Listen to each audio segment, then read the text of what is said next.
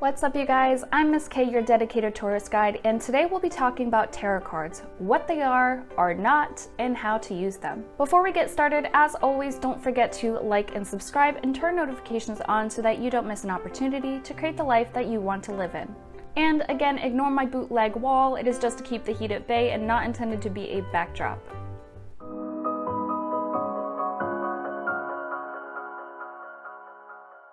Tarot cards, what are they and how do we use them?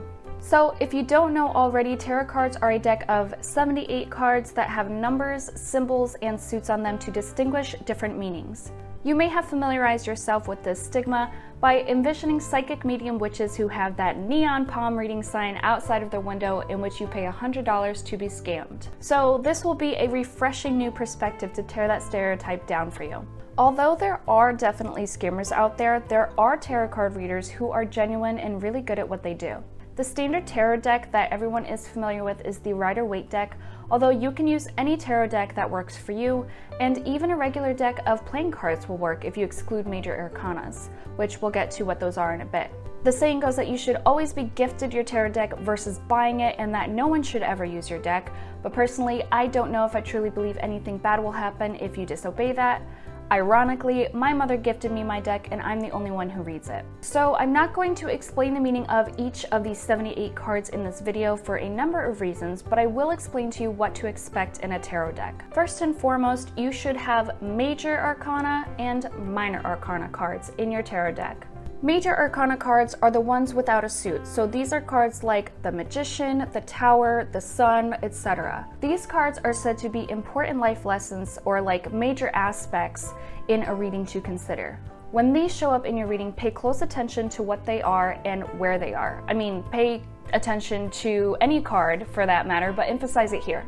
The minor arcana cards are cards that you would see in a standard poker deck, except these ones have pictures. So we have 4 suits, which are the Wands, the Swords, the Pentacles, and the Cups. And each of these suits goes from Ace, 2 to 10, to Page, to Knight, to Queen, and King.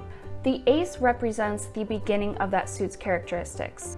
2 through 10 has their own individual takes depending on the meaning of the number and the image. The Page is kind of like child's play. The Knight is an impulsive, immature, but passionate character. The Queen is more emotional and nurturing, and the King is more diplomatic. Like I said, each suit has their own characteristics, so think of the Cups as the water signs of the zodiac that are more emotional, nurturing, and naive. The Wands, which are the fire signs of invention, adventure, and passion. The Swords, which are the air signs of communication, blunt force, and balance. And the Pentacles, which are the earth signs of stability, family, and long-term goals. The major arcana does not follow this pattern. They are their own individual meanings altogether. Okay, so why do we use tarot cards? Well, I usually encourage using them when you're so deep in the rabbit hole of your own thoughts and emotions that you cannot seem to get over or through a situation. Obsessing over the past or possible future is one big reason why people look to tarot cards for clarity. The cards will tell you details of a situation from a bird's eye view.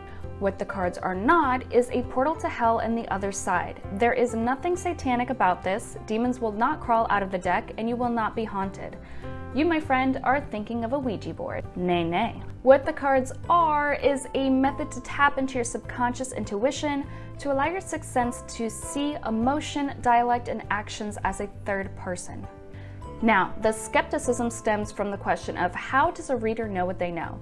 Do they hear voices? Does the dead tell them? Did they sell their soul? No one is selling their soul here, but it's not uncommon for mediums who communicate with the dead to also do readings. Although doing a tarot reading requires no contact with the dead and no requirements to hear voices whatsoever. Personally, I believe that our spirit guides help guide our interpretation of the readings and also encourage fate to tell us when to stop shuffling and to cut the deck. But there's never going to be a straight answer for why true clairsentience occurs during a reading. After you shuffle and cut the deck, you then lay the cards out one by one in a spread with each position pertaining to its own purpose. I was taught to turn the card to the right when revealing or positioning them, but it may not matter. Spreads are like the map of the message that you're reading, the foundation for how the answers will be laid out. Most of you might be familiar with the Celtic Cross, which is more detailed and a lengthy standard reading. However, for beginners, I strongly encourage you to get comfortable with a 3-card spread, which you can Google the possible readings in a 3-card spread so that you can familiarize yourself with your cards and your sixth sense. You can also create your own spread and dedicate the positions to certain meanings if you wish. I personally like to use pre-made spreads just because, and you can literally look up and use a spread for any scenario that you're looking to get answers to. I then go in order from the first card I laid out to create meaning before looking at the next in line. So if 4 of Cups was in position 1 in a spread about love, and this first position represents how you feel, I would say that this is a taste of ungratefulness in the picture. After I've gone through all the cards in their positions, I look at the spread all together and try to see the big picture. Usually some cards won't tell me so clearly what's going on, so if I'm stumped and want to know more, I'll lay out more cards on that position to read more into the situation. If you see major arcana cards in any of the positions, just take note that it is emphasized in the area of this spread.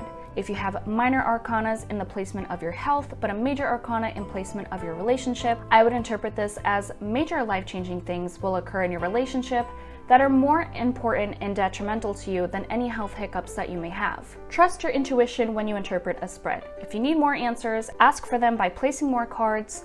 If you are still unclear, form the question differently and do a different and maybe more straightforward spread. Like anything, it will take practice before you become confident. Practice on your friends and family until you feel comfortable to charge strangers. One thing I will make clear is that you likely will not be able to read your own cards. I don't know any tarot reader that can.